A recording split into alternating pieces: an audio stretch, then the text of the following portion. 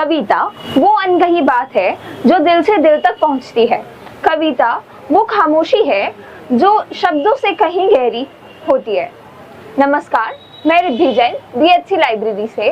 आज हमारे साथ श्री तेज प्रताप जी हैं। आप अपने एक्सपीरियंस के बारे में बताइए, आपने ये किताब किस कारण लिखी, क्या है इस किताब में? यह किताब साहस बोल रहा है जो पुस्तक मेरी है। यह किताब समय, यथार्थ और एक ग्रामीण क्षेत्र के उस पृष्ठभूमि से आने वाले लड़के की संघर्ष की कहानी और साथ साथ उन भावी पीढ़ी के संघर्ष की कहानी है जो उन्हें दिशा देने का काम करता है। क्योंकि ग्रामीण एरिया जो है, ग्रामीण क्षेत्र जो है, वो खास करके आर्थिक रूप से, शैक्षणिक रूप से पिछड़ा हुआ है। जिनमें सबसे बड़ी भूमिका जो निभाती है वो आर्थिक स्रोत नहीं है उनके पास, तो उसका एक आधार है और वहाँ से एक संघर्ष करते हुए यहाँ तक की सफ़र की कविता है। और इस समय में जो समय हमारा है, समय जो होता है हर युग का एक प्रतिनिधित्व होता है, वह उस युग का प्रतिनिधित्व करता है। तो कई बार समय दमनकारी भी होता है, शोषण से युक्त होता है।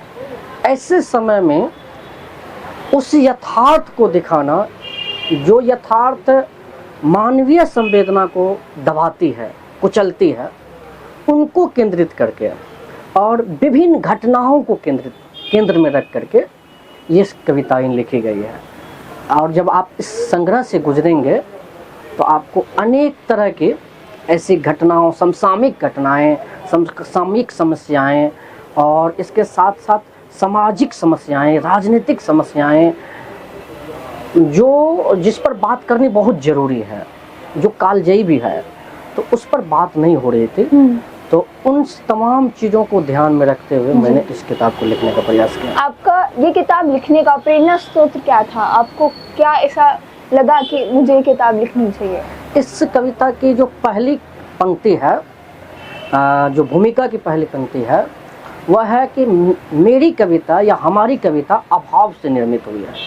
तो इनके बीज शब्द हैं अभाव। वह अभाव जो शैक्षणिक स्तर पर, राजनीतिक स्तर पर, आर्थिक स्तर पर, सांस्कृतिक स्तर पर, व्यवहारिक स्तर पर और एकेडमिक स्तर पर हम लोगों के साथ अभी तक बनी हुई है। जी। आपको क्या लगता है, लिखते समय किस चीज़ पर, कोई ऐसी चीज़ है जिस पे लेखक को बहुत ज़्यादा ध्यान देना चाहिए, या फिर कोई दृश्य या कोई भाव जिससे उसकी बातचीत पर, उसकी कविता या कहानी पर बहुत रंग आए और एक नई पहल आए? जब एक लेखक किसी भी चीज़ को रच रहा होता है तो उनके साथ साथ उनका परिवेश, उनकी परिस्थिति, उनके जीवन से जुड़ी हुई कई घटनाएं और उनका समय, और इन सब के बीच में सच कहने की ताकत, साहस, वो तमाम चीज़ें लेखक से द्वंद्व करता रहता है। और उस द्वंद्व में लेखक को अपना एक रास्ता तय करना पड़ता है, एक रास्ता निकालना पड़ता है कि हम कैसे इस द्वंद्व से लड़ें।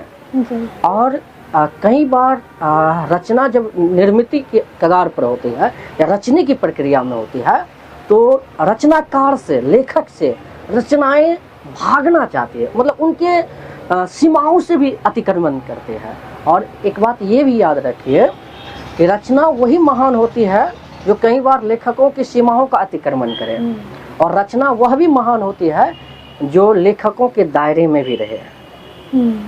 तो हमारी कविताओं में, हमारी रचना धर्मिता में ये द्वंद्व है, समय का द्वंद्व, समाज का द्वंद्व, राजनीतिक द्वंद्व, सामाजिक द्वंद्व, आर्थिक द्वंद्व, व्यवहारिक द्वंद्व, ग्रामीण संस्कृति, शहरी संस्कृति, और इन सब के बीच में एक आम नागरिक के जीने की जिजीविषा और अपनी पहचान, अस्मिता की पहचान। और वह पहचान सिर्फ अपनी नहीं, जैसे मेरी साहस बोल रही कविता की पंक्तियाँ भी है, मेरा मैं हम है। तो मैं जहाँ पर भी प्रयोग हुआ है वो हमारे वर्तमान समय के नागरिक समाज को केंद्रित है। तो इस तरह से एक लेखक को मेरा जहाँ तक मानना है कि किसी भी चीज़ें परेशान करता है, सोचने के लिए द्वंद्वग्रस्त करता है, और उसमें एक लेखक को अपना रास्ता निकालना पड़ता है। जैसे अभी आपने अपनी कविता की कुछ पंक्तियां बताई हैं, कोई ऐसी आपकी कोई कविता है जो आपकी फेवरेट हो या फिर आपको बहुत पसंद हो या फिर आप चाहते हैं हमारे व्यूअर उसको सुने?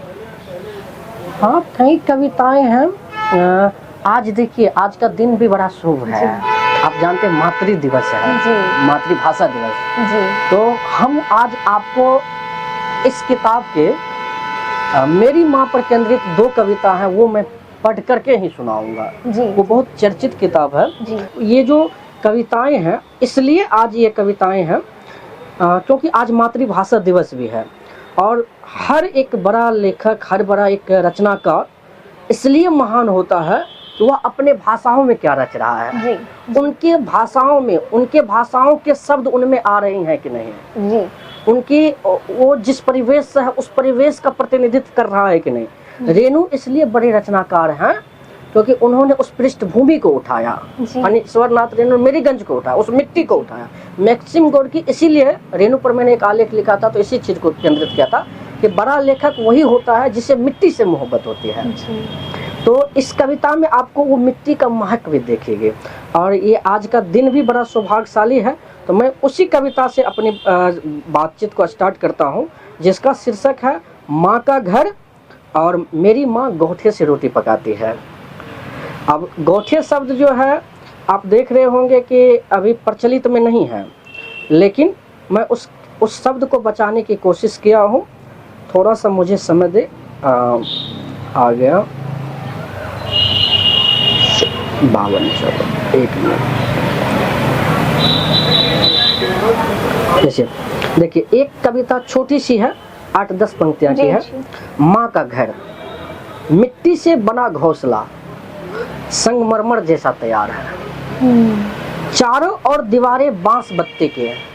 अब जो पूर्वांचल क्षेत्र के नहीं है उनके लिए बांस बत्ती समझना बहुत कठिन है। जी। हम लोगों का घर भी बनता है तो बांस बत्ती का बनता है। जी। चारों ओर दीवारें बांस बत्ती की, माँ के हाथों का श्रृंगार है। जी। यह महल तुच्छ सा लगता है, सब फ्लैट मकान बेकार है। जी। यह खाला का घर नहीं है, यह प्रेम का हरिद्वार है। जी। हम तरसते रहते हैं क्योंकि माँ का घर घर नहीं, अनंत प्यार का सार है। जी। और माँ की ममता को पूरी दुनिया आत्मसात करती है। दूसरी कविता थोड़ी प्यारी कविता इन्होंने बोली है। अब दूसरी कविता, मेरी माँ गोठे से रोटी पकाती है, बेलन से संसार बनाती है, उंगली जलाकर हमारे पेट की क्षुधा मिटाती है। तो इस तरह से आपको मिट्टी की महक और माँ के मातृत्व का प्यार आपको मेरी कविताओं में देखने को मिलेगी।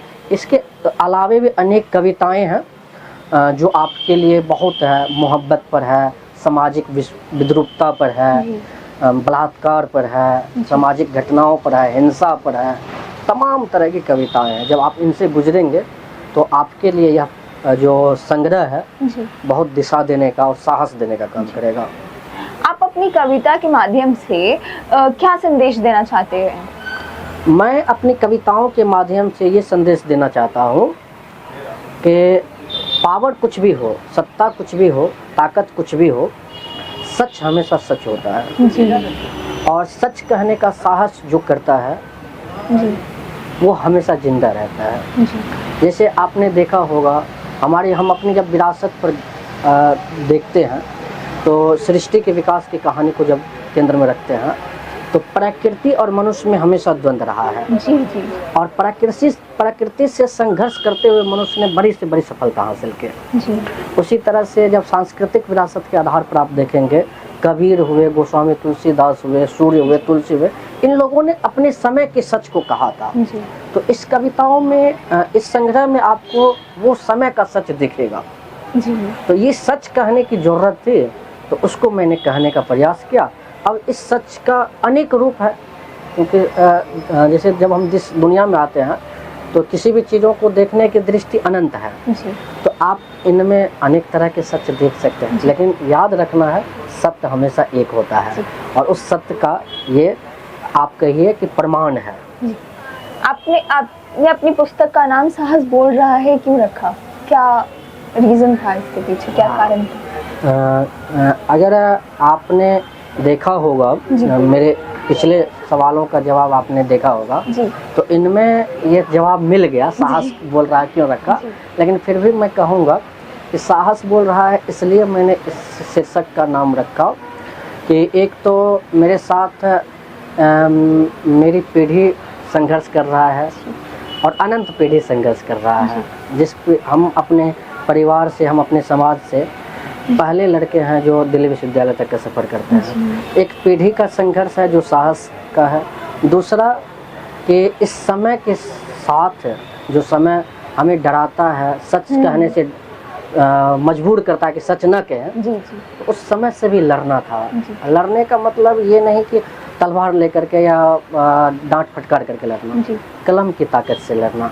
तो मैंने उस सच को कहने के लिए साहस का नाम लिया। और ये साहस किसी भी समय में, ये कालजयी साहस जो होता है वो कालजयी शब्द है। ऐसा नहीं है कि सिर्फ हमारे समय के लिए, अनंत समय के लोगों में आपने देखेंगे सुकरात ने उस साहस को उठाया था, प्लेटो ने उठाया था। हमारे भारतीय चिंतकों में देखेंगे तो कपिल मुनि ने, हाँ, बुद्ध ने, महावीर ने, जैन ने, जी जी आदि लोगों ने, कबीर ने, तुलसी ने, अंबेडकर ने, गांधी ने, लोहिया ने, इन तमाम लोगों ने उस साहस को दिखाया था। तो ये साहस जो है हमारे युग को तो प्रतिनिधित्व करता ही है, अनंत युगों के लिए भी एक प्रतीक है। जी। आखिरकार एक कवि के लिए क्या जरूरी है? शब्दों का चयन, सही शब्दों का चयन करना या भावनाओं की गहराई समझना? आपको क्या लगता है? क्या एक शब्दों का चयन तो मायने रखता ही है किसी भाव को अभिव्यक्ति देने के लिए, लेकिन मेरा मानना है कि सिर्फ शब्दों के चयन से और भावों की अभिव्यक्ति से कविता नहीं बनती है। जी कविता में कुछ ऐसे तत्व होते हैं, तथ्य होते हैं जो शब्दों की सीमाओं को भी अतिक्रमित करते हैं, जी भावों की सीमाओं को भी अतिक्रमित करते हैं, क्योंकि भावनाओं से कविताएं नहीं बनती है जी और सिर्फ शब्दों का खेल करने से कविताएं नहीं बनती है। रीतिकाल पर तो इस पर पूरी तरह से रीतिकाल जो है हमारा 200 सालों का, जब हिंदी साहित्य के इतिहास में पढ़ेंगे तो इसी कलाकारिता को, शब्दों की कलाकारिता को दिखाता है। तो शब्दों का चयन बहुत बड़ी भूमिका रखती है अभिव्यक्ति के लिए, लेकिन इन तमाम चीज़ों के बीच में भी रचना प्रक्रिया है, सृजन प्रक्रिया है और सृजनात्मक तत्व हैं जिनकी बड़ी भूमिका होती है। कुछ तथ्य ऐसे हैं जो बहुत मार्मिक होता है और उसकी अभिव्यक्ति, मतलब आप सही कहिए कि एक साथ समय के साथ साथ अनंत समय के लिए उपस्थिति होती है उस शब्द की, उस चीज़ों की, उस तथ्यों की, तो वो भी मायने रखते हैं। हाँ, हम सिर्फ शब्दों के चयन से और अभिव्यक्ति को कविता नहीं कहेंगे। आप आखिर में मैं आपसे यही चाहूंगी कि आपने यहाँ हमारी लाइब्रेरी को विजिट करा, देखा सब आ रहे हैं, किस तरह पुस्तक है, आप कुछ पंक्तियाँ बोलना चाहेंगे हमारी लाइब्रेरी के ऊपर? हाँ, या आपके एक्सपीरियंस जो आपने? बिल्कुल बिल्कुल। जैसे होता क्या है कि जैसे हम लोग कई बार क्या होते हैं कि रचना प्रक्रिया में होता है तो कई शब्द को जोड़ करके कविताएं बनती हैं। मैं एक प्रयास कर रहा हूँ आपके लिए। प्रकृति के आंगन में खिली किताब की दुकान है, प्रकृति के आंगन में खिली किताब की दुकान है, ये सड़क चौराहों पर नहीं, ज्ञान की गंगा में बसा हरिद्वार है। आइए आप सभी BHC के इंडिया लाइब्रेरी में, आइए आप सभी BHC इंडिया के लाइब्रेरी में, यहाँ ज्ञान, संवेदना, स्नेह, संस्कार, अनंत मानवीय व्यवहार का यह संसार है।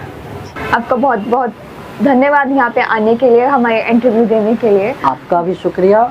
और आप कुछ कहना चाहेंगे? हाँ, BHC इंडिया का आभार और इस ओपन लाइब्रेरी का जो आने वाले दिनों के लिए मैं शुरुआत से ही इनके फाउंडर अनुराग जी का, जो का, बन्नी का और आपके टीम में सालू का, आपका रिधि का और जितने टीम वर्क हैं, ये इतना अच्छा प्रयोग है और आने वाले दिनों के लिए, भावी पीढ़ी के लिए एक बड़ा मैसेज, एक बड़ा संदेश और ज्ञान की बात। आप देखिए, इस स्वार्थ भरे समय में आप पुस्तक दे रहे हैं, पढ़ने के लिए प्रेरित कर रहे हैं 15 दिनों के लिए। जी। जबकि आजकल मैं आपको बताऊं, समृद्ध से समृद्ध जिनके पास लाइब्रेरी है, वो इसलिए पुस्तक नहीं दे पाते हैं कि उनका संकलन न टूट जाए। जी। लेकिन आप उन तमाम चीज़ों को जानते हुए, समझते हुए पढ़ने की संस्कृति विकसित कर रहे हैं। ये बहुत बड़ा मैसेज है और मैं बार बार कहता हूँ, इस देश को ज्ञान और किताब बचा लेंगे और हमें इसके लिए जिनसे भी लड़ना हो, लड़ने की ताकत पैदा करना चाहिए और साहस बोल रहा है और बोलता रहेगा। बहुत बहुत धन्यवाद। धन्यवाद।